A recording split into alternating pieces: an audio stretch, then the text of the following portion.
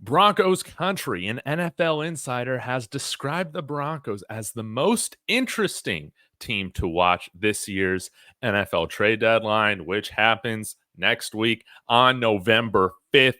I'm going to get into some of the details, what Jeremy Fowler had to say about calling the Broncos this, and we'll dive into some other details as well. Of course, if you want to support the channel, want to see this thing grow, appreciate your guys' support in all of this. I'm nothing without the support of you guys. Be sure to smash that like, subscribe, leave a comment down below with your score prediction of the Broncos going up against the Ravens this week. And by the way, Lamar Jackson, it's now official. I think we all assume this, or the majority of us did, that he's going to be suiting up, playing for the Ravens on Sunday as we head into Baltimore.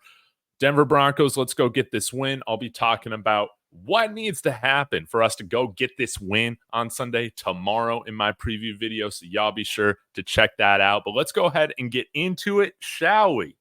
All right. This is credit to Denver Sports. They put this article out here that I stumbled upon on Facebook. They talked about Jeremy Fowler of ESPN described Denver as the most, quote, most interesting team to watch as the trade deadline approaches. Remember, it's November 5th. I believe that's Tuesday at 2 p.m. Mountain Time. Okay.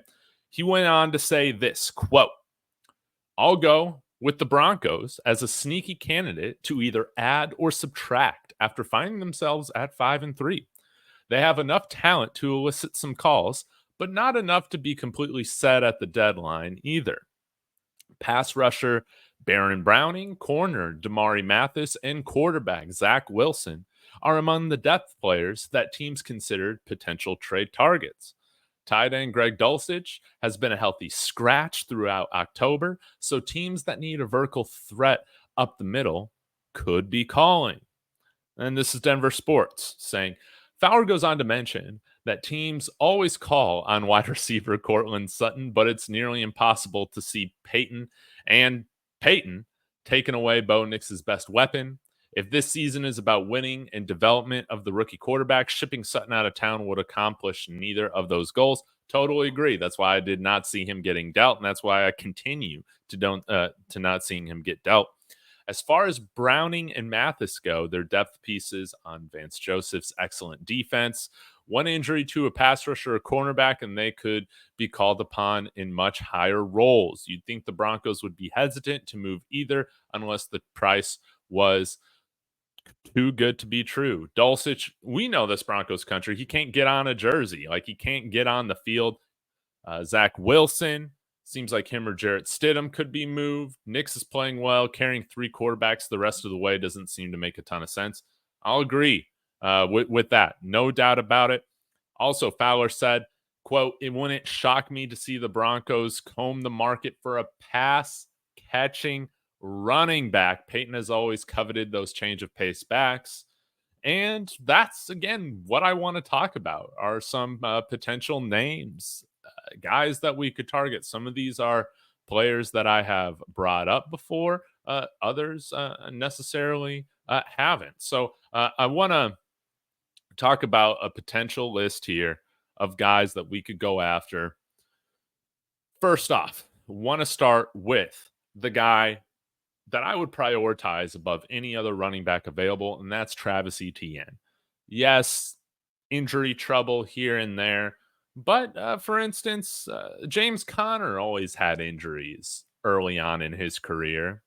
And look at him now. I mean, I think he's been very durable during his tenure at the Carolina Panthers or at the Arizona Cardinals. And it's just sometimes a change of scenery, new regime, new nutrition plan, new training plan that can change everything in getting the most out of your body. Travis Etienne, he was profiled as an Alva Kamara clone coming out of Clemson. I think he would be about as ideal of a fit as you could find for this Sean Payton offense. He's at the last year of his rookie deal, and the fifth year option has been picked up. So I think his contract next year is going to be around $6 million. Not the biggest fan of paying running backs, but I'm more so talking about 10, 12, 13, $15 million. I can get behind Travis Etienne on a 1-year deal after this year. Would rather not bring in a rental player, would rather bring somebody in under contract for at least through next year.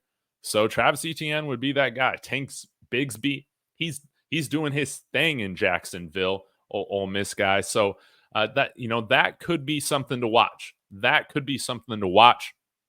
The other guy that Mark from Marky Sports texted me and Jeremy on Monday was Giants running back Devin Singletary. I believe he's on a 1-year deal as well, and he can do a little bit of everything. He can. I think he's a great pass catcher. I think he has a great speed and agility. I think that he would be an upgrade in this room, and definitely in terms of consistency. Maybe you can hold on to Javonte Williams, right? If you still bring on Devin Singletary, I'm a bit unsure of how he is in pass protection, but I do love Javonte, the weeks where he's looking fresh and explosive. But you guys, we've been able to track it halfway through the season now. He just, you don't know what version of him you're going to get each and every game. I think Devin Singletary, he provides consistency. And that's a beautiful thing. No doubt about it.